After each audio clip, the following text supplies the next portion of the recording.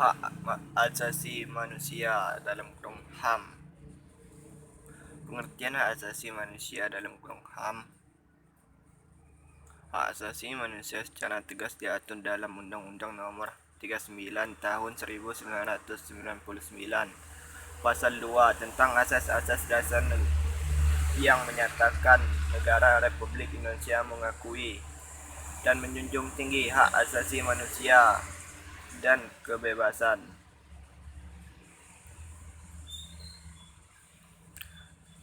Dasar manusia sebagai hak yang secara kodrati melekat pada dan tidak terpisahkan dari manusia, yang harus dilindungi, dihormati, dan ditegakkan demi peningkatan martabat kemanusiaan, kesejahteraan, kebahagiaan, dan kecerdasan serta keadilan. Hak asasi manusia dalam pengertian umum adalah hak dasar yang dimiliki setiap pribadi manusia sebagai anugerah Tuhan yang dibawa sejak lahir. Ditinjau dari bidang HAM meliputi: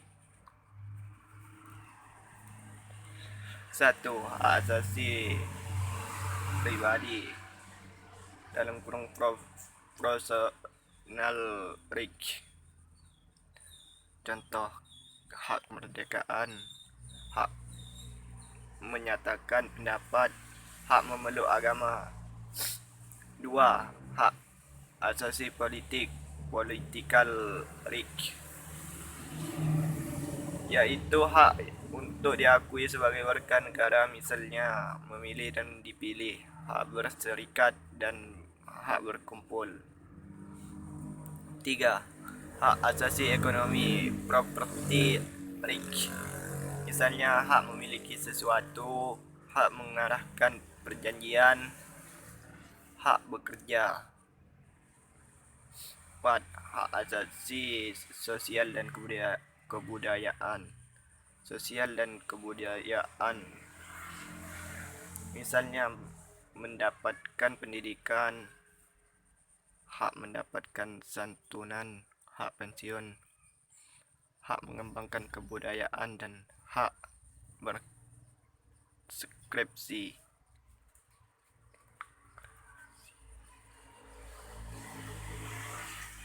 5. Hak untuk mendapatkan perlakuan yang sama dalam hukum dan pemerintah. 6. Hak untuk mendapat perlakuan yang sama dalam hukum.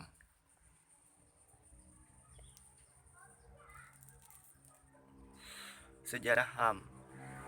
Pada umumnya, para pakar Eropa berpendapat bahwa lahirnya HAM dimulai dengan lahirnya Magna Carta pada tahun 1215 di Inggris. Magna Carta antara lain mencanangkan bahwa raja yang tadinya memiliki kekuasaan absolut, dalam kurung raja yang menciptakan hukum, tetapi ia sendiri tidak terkait pada hukum,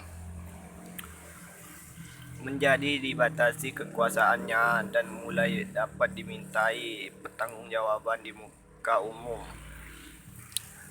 Dari sinilah lahir doktrin raja tidak kebal hukum lagi dan mulai bertanggung jawab kepada hukum. Sejak itu mulai dipraktekkan kalau raja melanggar,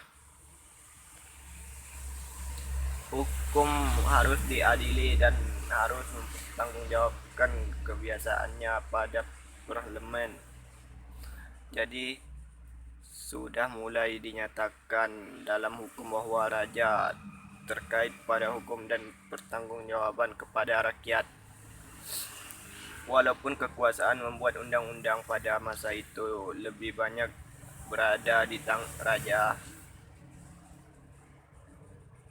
dengan demikian kekuasaan raja mulai dibatasi sebagai embrio lahirnya monarki konstitusional yang merintikan kekuasaan raja sebagai simbol belaka lahirnya Magna Carta. Ini kemudian diikuti oleh perkembangan yang lebih konkret dengan lahirnya Bill of Rights di Inggris pada tahun 1689. Pada masa itu mulai timbul ada GUIM yang intinya adalah bahwa manusia sama di muka hukum dalam kurung equality before the law.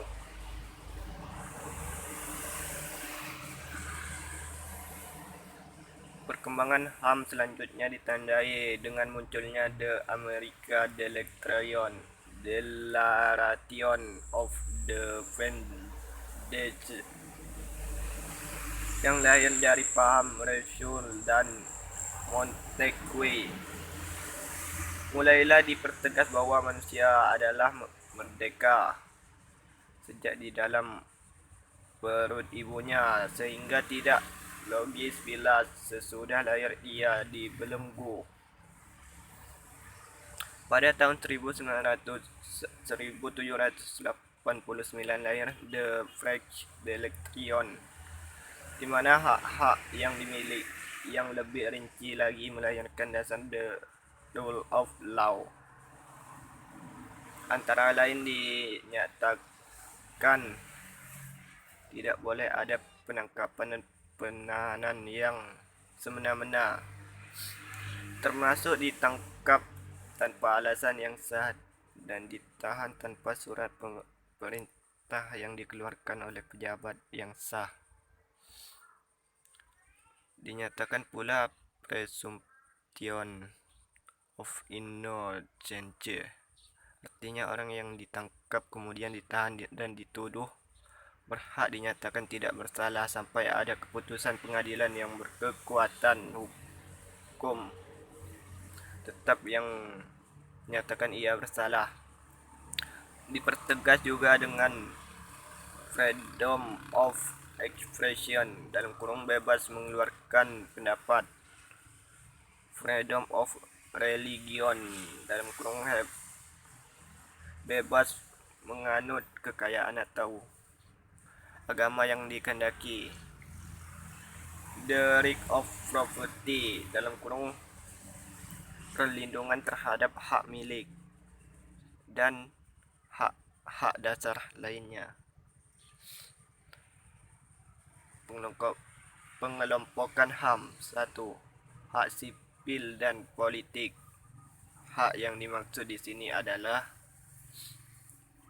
hak setiap manusia untuk menentukan nasib hidup masing-masing dengan tidak adanya intervensi dari negara kecuali dalam hal penguasaan.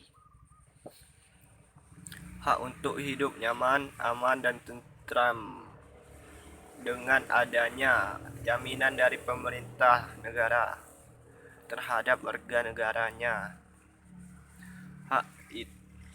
Hak untuk tidak dihukum mati, karena pada masa sebelumnya adanya undang-undang tentang HAM, banyak pemimpin semenang-menang membunuh orang lain tanpa hukum yang jelas. Hak untuk tidak disiksa, hak atas peradilan yang adil.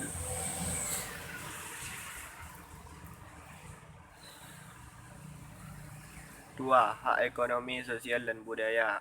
Hak yang dimaksud di sini adalah hak untuk bekerja karena setiap manusia memiliki tanggung jawab untuk memenuhi kebudayaannya sendiri.